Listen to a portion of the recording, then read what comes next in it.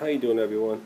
I have a recipe here that I want to try, um, which is a banana bread recipe, banana nut bread. And I have a machine here, which is a bread machine.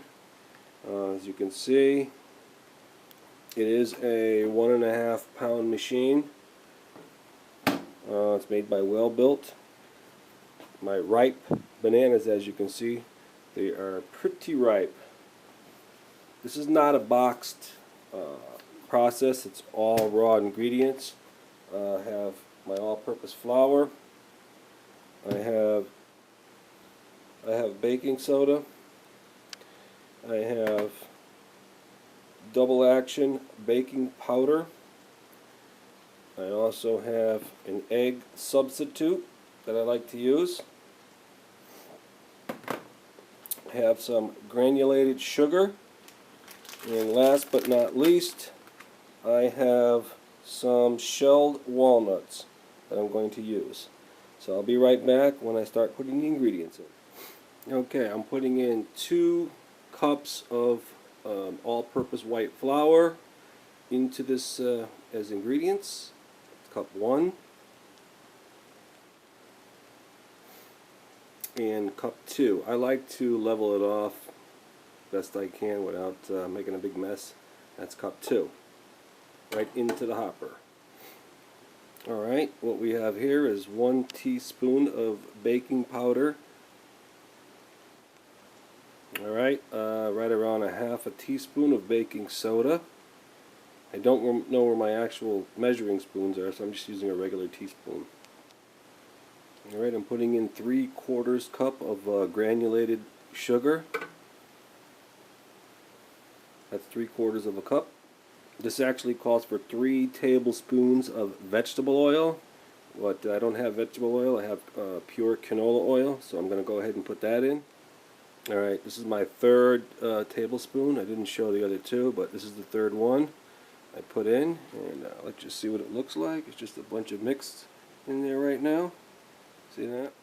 Alright, a half a cup of the egg beaters equals 2 large eggs.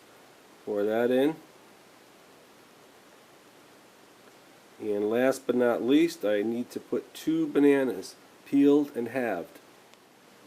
I think these bananas are going to be perfect for this because they are ripe, really, really ripe. They're not rotted at all, they're just really ripe. I need to cut them. Okay, I actually cut them in quarters just because I didn't want the machine to work as hard, which the bananas are really ripe. I don't think it would have worked really that hard. Also, I have my little bag. This is a half a cup. You can buy these little bags for like $1, $1.25 of walnuts, shelled walnuts. What I do is just give it a little pounding, crush them up, because I'm going to put my bananas are now in the mix. Now I just need to pour in the walnuts. Alright, just added the walnuts. Everything is in here. Now we just need to close the lid and start the blend process. What you actually want to do is you want to set the machine on the dough setting so it mixes. So you want to start that and just mix it for 3 to 5 minutes or until the bananas are smashed. So you want to keep an eye on it. Alright, the process is started. I don't know if you can see in there.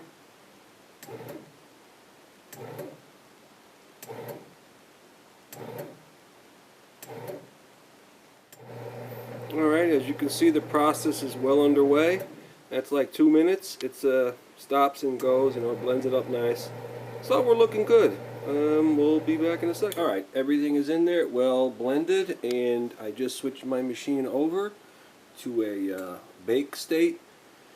And you bake this for 50 minutes, and then you check it. Depending on your machine, 50 minutes is a good starting spot. So right at 50 minutes, open it up, stick a toothpick in, check it, see if it comes out wet. If it does, give it another 10 minutes, then check it again.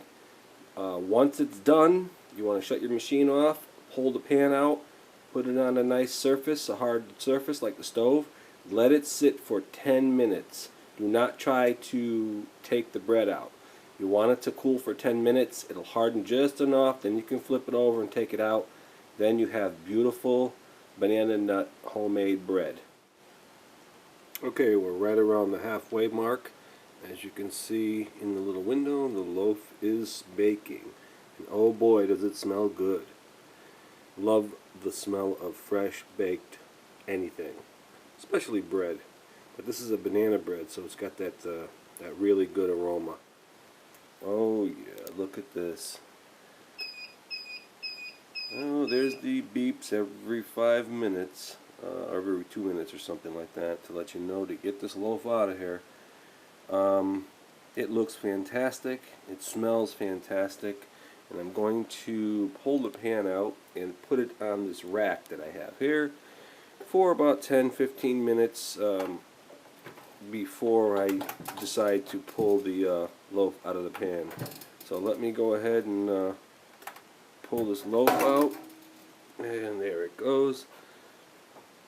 I'm going to place it on the rack here and let it sit, and about 10-15 minutes I'll come back and pop the loaf out of the pan. But it does look very, very nice. It smells fantastic. Alright, so the loaf pretty much popped right out of the pan, and it's still nice and warm. I let it sit about 10-15 minutes. Now I'm going to cut into it and pretty much give it a taste. So as you can see, it's nice and moist in the center. Very nice looking texture.